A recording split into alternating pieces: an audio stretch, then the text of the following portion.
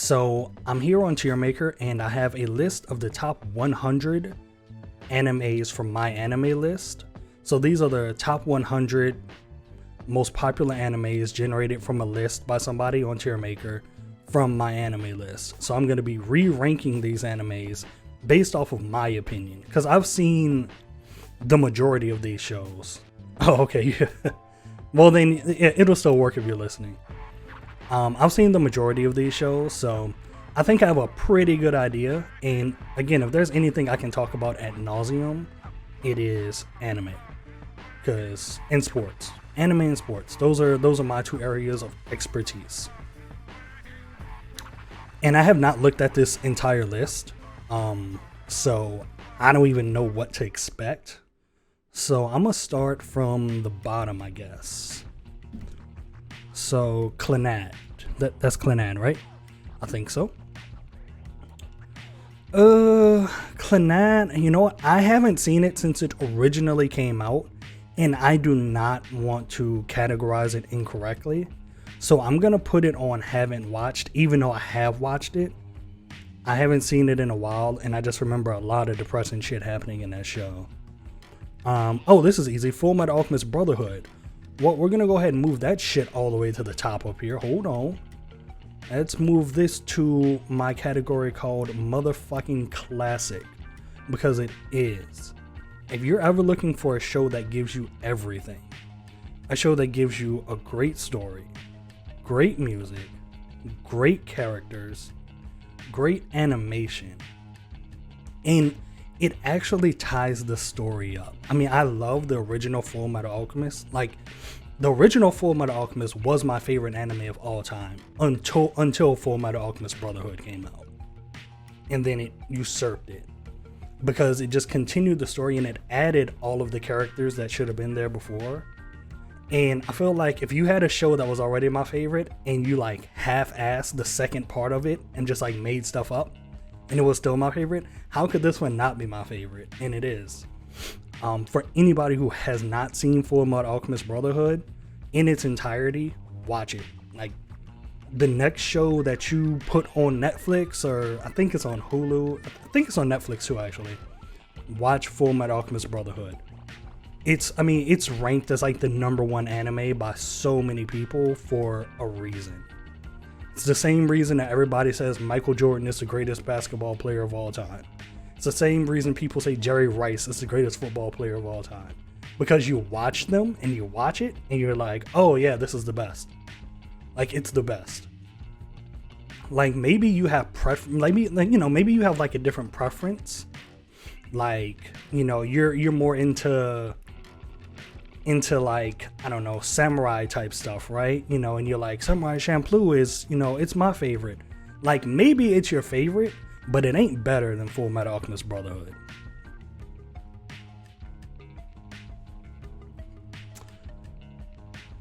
And oh, this is a movie. It's actually not a show. This is A Silent Voice. Okay.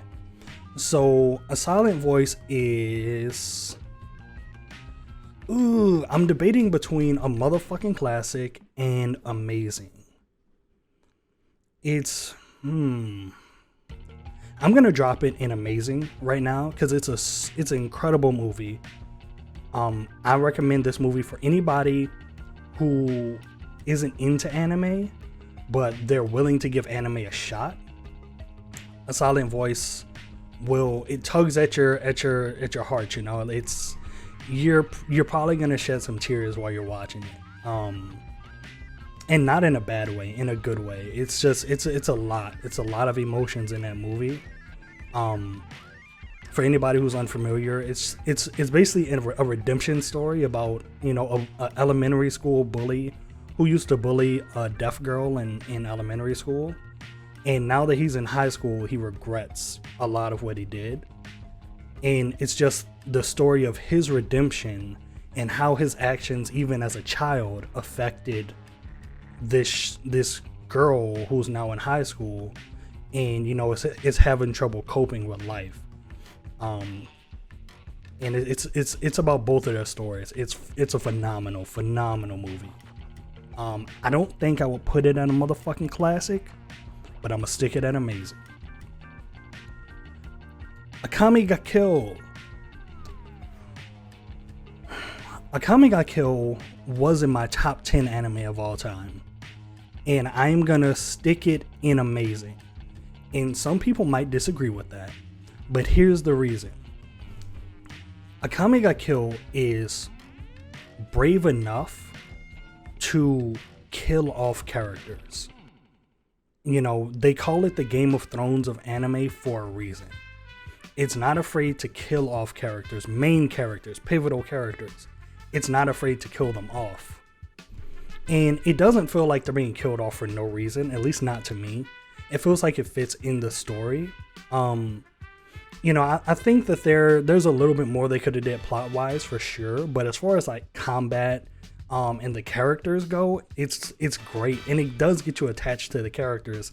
Even the characters who pass away, you know, you're attached to them. So when they pass away, you actually feel something. It just doesn't feel like, oh yeah, you know, Joe Schmo, that fucking character I didn't care about died. Like, no, man, this character, you know, your favorite character died. And you're like, oh shit, is the show over? But it's not. Like, the show keeps going. And I have to respect any show that's brave enough to do that. And that's why it's amazing.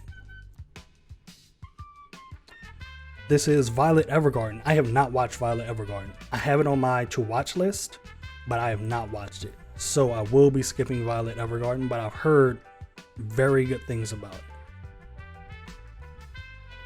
Death Note. Death Note is gonna go to good.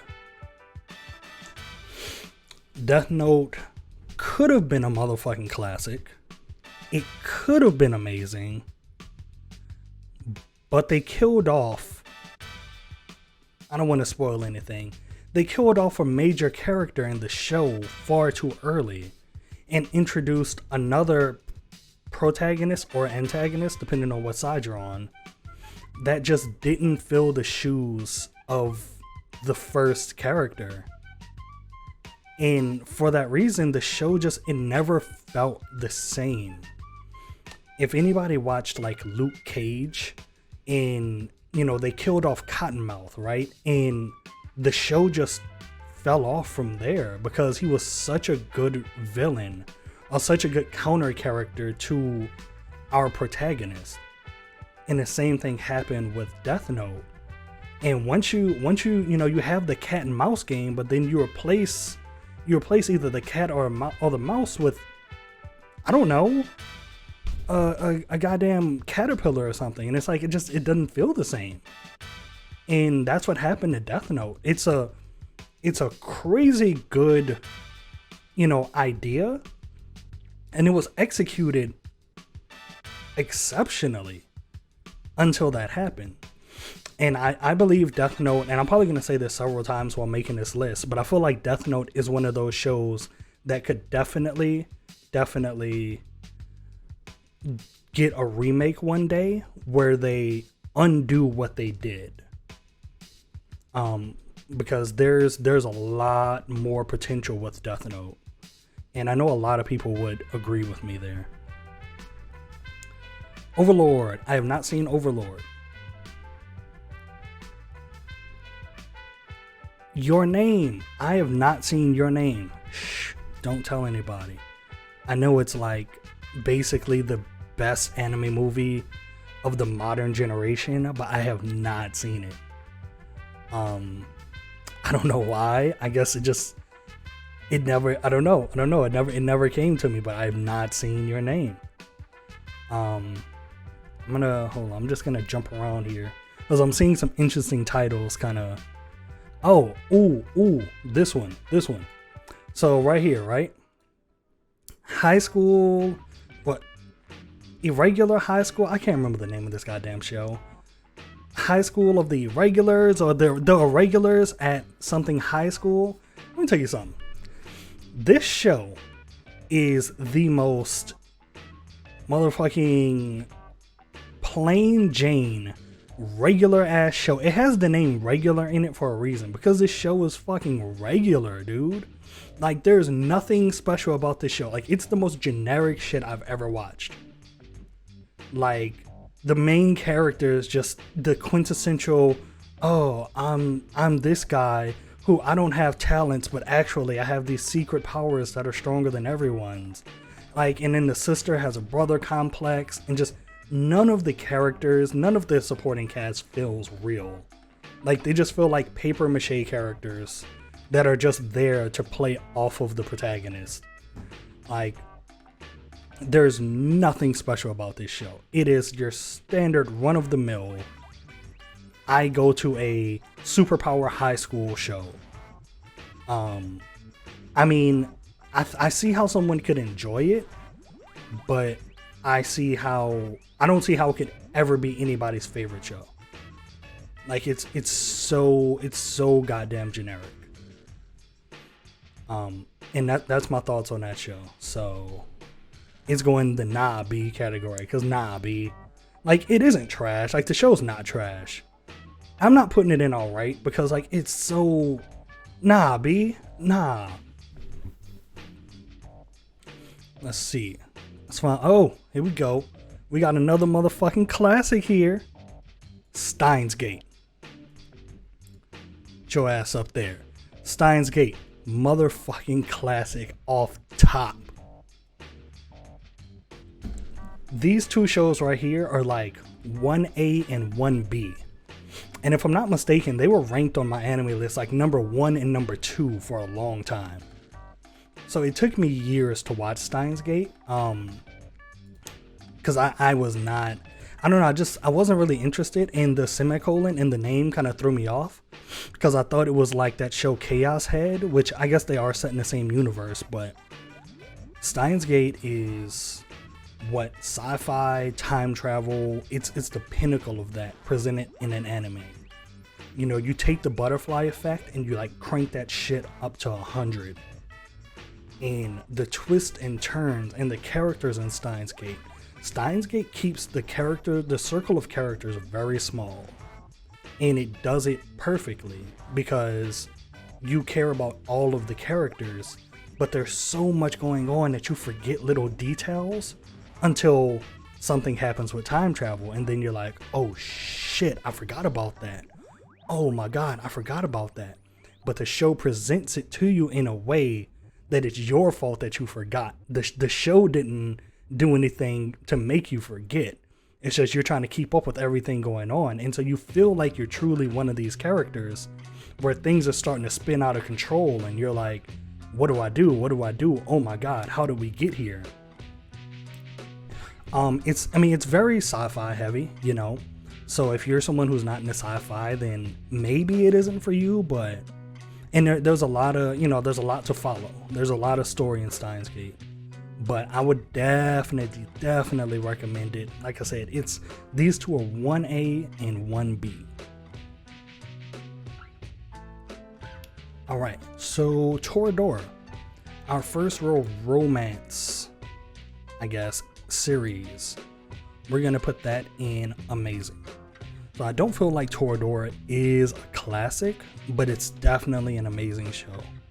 It took the high school romance genre and basically perfected it.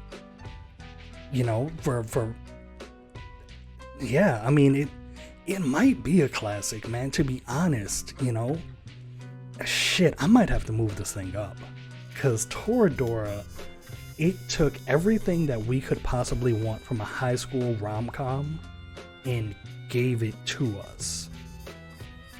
You know, there's not any of that bullshit where like the two characters like each other but they never admit their feelings, you know, and there's these love triangles, right? And what happens too frequently in anime is there's these love triangles that don't ever get resolved. Like they just kind of like sit on their feelings, and then you're just like sitting there just pissed off the whole time. Toradora doesn't do that. It forces the characters to confront their feelings straight up. You know what? It's a fucking classic. Fuck that. Toradora is a classic. If you love rom-coms, you love Toradora. Alright, let's see. Death Parade. I have never watched Death Parade, so it's gonna go there. Ouran High School Host Club. Nope, you're not gonna stay in good. You were going up to amazing. Not a classic in my opinion, but Ouran High School Host Club, it's an older show. And if you haven't seen it, I would definitely recommend you check it out because there's not that many shows like it where you have a large, it's basically a reverse harem to a certain extent. There's a large cast of males versus one female. And the characters, again, it's one of those shows that has a pretty small circle of characters, but each character is so well done. Even the two twins right here who, they have their troubles being separated from each other, and that's something that the show explores while still being funny and still having like some romance about it. And it has Honey Senpai, who's cute. Alright, let's go ahead and get this classic out the way. Hunter Hunter. Oh no, you belong up there. Motherfucking classic. If you ain't watched Hunter x Hunter, watch it now. It's everything that Naruto and Bleach and One Piece want to be. Don't be thrown off by the cover of the show like I was. I saw a little kid with short shorts and was like, that show's fucking stupid. I'm not watching that. I did that for years. And then I finally watched it. I watched the 2011 remake and I was like, holy shit. This is one of the best shows I've ever watched. And I went back and watched the old Hunter x Hunter as well. Watch Hunter x Hunter. There are some surprises on here. Okay. Let's go to... Oh, Black Butler. Never seen it. Let's go to Bleach. Let's revisit my teenage years and let's go to Bleach. Bleach is gonna go to... Okay, here's the thing about Bleach, right? Bleach went from amazing to good to alright to nah B, and then by the end it was literal fucking trash to the point where I wish I hadn't watched it. That's what happened. The Soul Society of arc of Bleach, amazing, top tier. Hukomundo, amazing. Then you started reaching with a lot of the Aizen shit, so it was like kind of good. And then once they finally killed Aizen, you were like, all right, shit, man, what's next? And then old boy came with the slick back hair, and you were like, this is alright. And then you met like his crew, and you were like, nah, B. And then he turned out to be a bad guy, and you were like, this is fucking trash. So you know what, Bleach? You alright. You are alright. You're gonna stay there. I wouldn't recommend, somebody avoid Bleach. I mean, watch it, because the first part of Bleach is phenomenal, but the end of Bleach is not good. But luckily they did announce that they are continuing Bleach. I think next year, 2021. So hopefully it can kind of redeem itself and go back to up here where it used to be.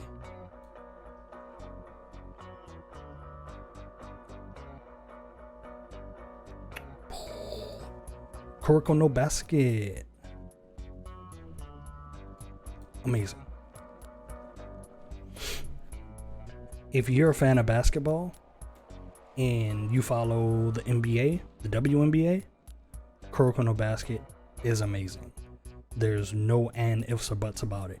It basically took all the action of an action anime and put it in basketball. They have their signature moves. You have your main colorful cast of different color hair characters. It may look like kind of like corny at first, but once you're in that shit, you're in that shit. You're in it for all 4 seasons. Fucking Kuroko no Basket. If you like sports. If you don't like sports, then it won't really be quite as exciting. So I can't really recommend it if you don't like sports. But if you do, it's cool. Bakano. Motherfucking classic. This is one of the very few shows I would recommend you watch English dub instead of subbed, because Bakano does take place in New York City and San Francisco. It takes place in America. And so the dubbed voices actually fit. Like, they fit perfectly. Same thing with Full Metal Alchemist. It's not in America, but it is in, like, it's supposed to be set in like a version of like Europe. Bakano is, there's no time travel, but the story does jump around quite frequently. I think it jumps around over the course of 3 years. And every single member of this cast is important. Every character. Bakano is an example of how to make characters feel important. There is not a non-essential character in the show. Everyone that you see on the cover and everybody that they introduce in the opening theme is important. And that's super cool that they do. Every time you watch the opening theme, they introduce each character. You know, they show their name and they show them like doing a little action, which first off helps you remember the name. And also the song is a banger. I think it's called Paradise Lunch. It's a banger. Go look up the Bakano opening theme. It absolutely slaps. Alright, let's get this shit out the way. Dragon Ball Z.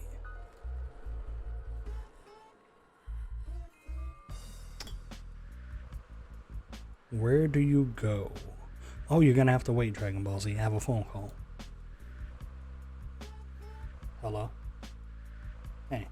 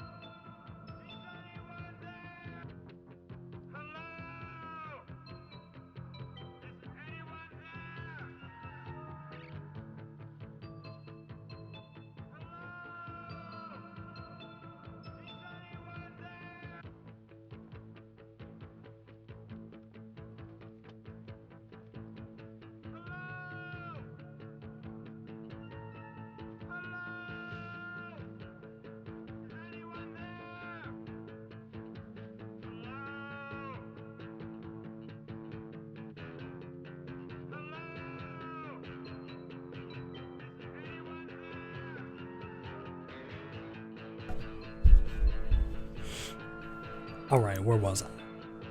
Dragon Ball Z, oh yeah. Let me tell you something. It's not a motherfucking classic. Like it is a classic, but it's not a classic because it's good. It's just a classic because I watched it so much as a kid. But as far as like story, characters, Just everything goes. Like even fighting, like action scenes, it's not on par with any of these shows that I have listed as classics. But at the same time, Dragon Ball Z is not trash, right? I think the Frieza saga and the Cell saga are very good, especially in Dragon Ball Z Kai. I'll probably rank this more from Dragon Ball Z Kai than I would Dragon Ball Z, just because it got rid of all the filler and all the BS. So where to put it? That is the real question. And I think I'm gonna put Dragon Ball Z at good. Like it's a good show. It's a solid show. When I have kids, I want my kids to watch Dragon Ball Z. Absolutely. It's the longevity. I want them to watch Dragon Ball Z. Well, they can skip GT. Dragon Ball Super, right? They can skip most of Super until the tournament. But I want them to be in the Dragon Ball lore, right? Because it's good. Dragon Ball Z is a good show. It shows progression of our main character. Then it shows progression of his child, which is very important because Gohan, was supposed to be picking up the mantle of Dragon Ball Z. He was supposed to be the next Goku. But things didn't really pan out. No pun intended, pan out. But it's still a very good show that I can't not recommend, And I'm trying not to look at it with my nostalgia glasses, because if I was looking at it with nostalgia glasses, I'd be like, fuck, motherfuckers up here, But it's a good show. That's all I got to say about DBZ. Let's find a piece of shit. Let's find a show that I don't have anything in my literal trash tier. And I mean, to be honest, this is a list of the top 100 shows from MyAnimeList. So chances are the top 100 most popular shows. So chances are none of them are gonna be fucking literal trash, right? Like I'm looking on here, I'm trying to find something. I'm like, oh, that's trash. Move K on here. I haven't watched that. I can move some stuff that I have not watched, that I know I have not seen. I haven't seen ReZero. Ooh. I have not seen. I actually did watch half of Charlotte. I didn't finish it because I heard it got really, really sad. Noragami, I haven't watched. Soul World, I watched a super long time ago, but I don't remember that much about it, which means that it wasn't like that amazing, right? Oh, here's a really big, egregious one that I have not watched. I haven't seen all of Gintama. I've only seen like the first 100 episodes. Alright, that column is filling up quite nicely. So let's get back to some things that I have seen. In High School DxD, let me tell you something. It's a good show. I know it's mature. There's nudity. There's a lot of, ecchi, there's a lot of that shit going on. But it's a good show. It has a plot. It knows what it wants to do. Which is important for a show, right? It doesn't just like do shit for the sake of doing shit. It has a plot that knows where it's going. It has lore behind it. You have what's her name? Rias Grimm. I can't remember her family name, but you have the lore behind her family, and you have each of the characters who she gave power to. It's a good show. I wouldn't watch it around my girlfriend. I wouldn't watch it around my kids. I'd watch it alone in the dark at night. It's not hentai. But it's pretty nasty. But it's a good show. I can't front. Ooh, here we go. Black Lagoon. Where you going? Up here. Motherfucking classic. Let me tell you something about this show. It's a good show. Another show, just like Baccano, and it's kind of weird, right? Not everything, but a lot of shows in this motherfucking classic category, I'm like, they have a good English dub. I have not watched the English dub for Hunter x Hunter, but I can't imagine it being bad. But Black Lagoon it's a show that doesn't rely on any anime tropes or anything like that. Like it's a straight shooting show, you know. Like it could Black Lagoon could very easily be adapted into a live action TV series or a live action movie, because it's very straightforward. There's nothing extra about it. It's just criminals with guns and some smugglers.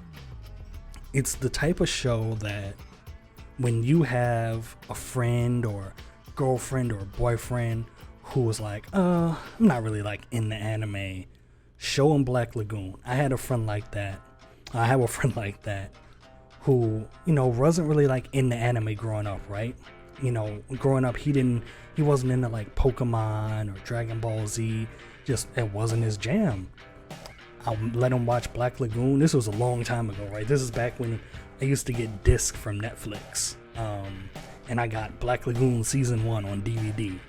And I let him borrow it. And he was like, oh shit, where's season 2?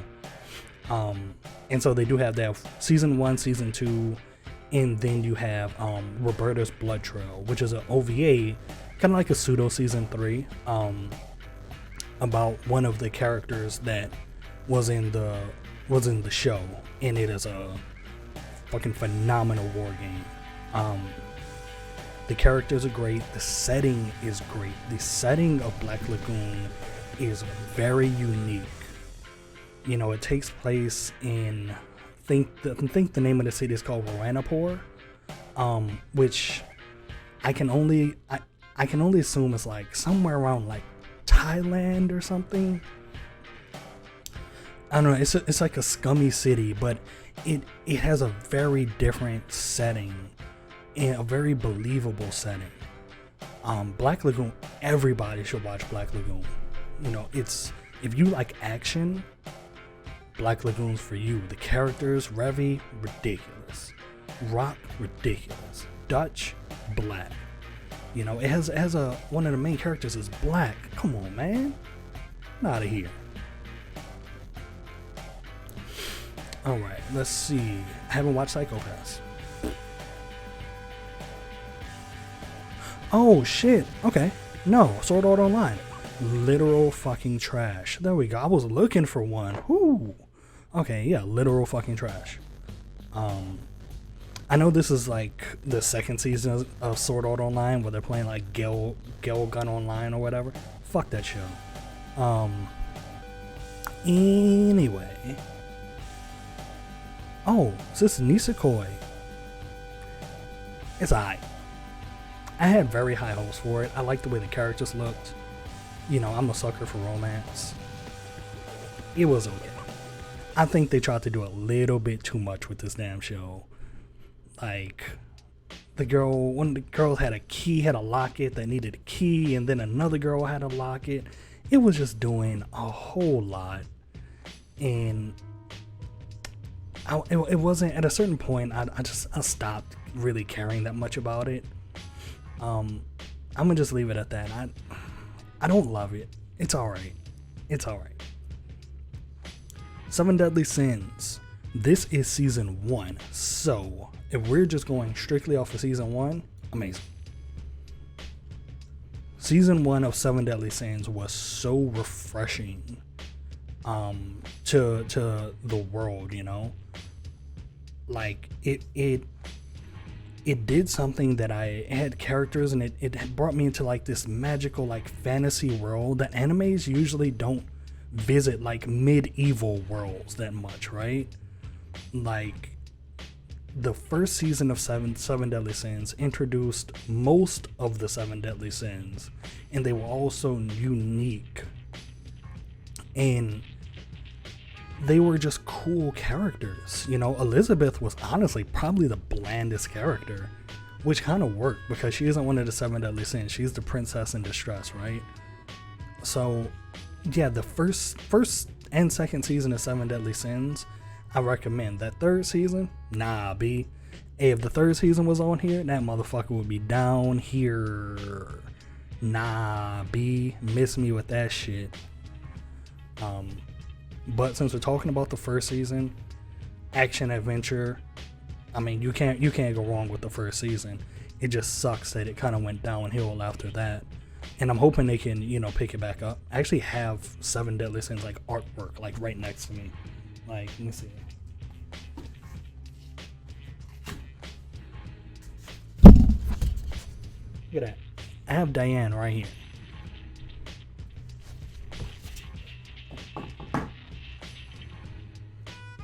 That's how much I like that show. Code Geass is not alright. It is amazing. So, Code Geass basically is kind of like Death Note, but better. And the main character doesn't just become evil, right? He definitely, has his Walter White transition. He definitely goes from like protagonist to I'm not really sure if he's a good guy, but I wouldn't say Lelouch ever becomes evil. Some people might. I don't think he ever becomes evil per se. But Code Geass just kind of has that same vibe of Death Note. But it just does it better over the course of a couple seasons. The characters are interesting enough. There's a secrecy of his identity, which is a really cool thing to throw in there. There's a lot of cool things going on with Code Geass. And I really like the design. I like the way like Clamp designs their characters. They're always like super long and slender and like cool looking. So I'm super here for Code Geass. Check it out. I have like the special edition of the show. Came in some kind of like special case or whatever. Super good show though. Darker Than Black is teetering between amazing and good. And I'm gonna drop it in good. Nah, fuck that. I put High School DxD in good. I'm gonna put it in amazing. Because the show really is, if there's one show on here, I know I said like Death Note needs a remake, but if I could like demand a remake of a show, like if I won the lottery tomorrow and I went to Japan and I could just go to a studio and say, remake this show, it would be Darker Than Black. The premise of the show, right? You have these people who have powers, but their powers come at a cost, and the stronger the power, the more it costs. It has that Full Metal Alchemist vibe of equivalent exchange, right? Say I have the power to shoot lasers out of my hand, but every time I use my power, I have to fucking break one of my fingers. Like, I love that idea that it just doesn't come for free. And I think that may be one of the reasons why I don't love Dragon Ball Z so much, because Dragon Ball Z doesn't have the idea of that equivalent exchange. It's just things come for free in Dragon Ball Z. Like, it's free. Just, oh, I'm a Super Saiyan now. Yeah, like I trained hard, but like, yeah, I'm the strongest being in the universe now because I trained hard. Like, nah, man. I'm not with that. Like, in Darker Than Black it gave me that. It said, here's powers, but here's the curse that comes with the gift. And that's what made that show so good. If I'm not mistaken, there was a character, I think Amber, she could control time or stop or go back in time, but she got younger every time she did it. It's just like, yeah, man, like that's how it's supposed to be. And I felt like that show just it was missing something.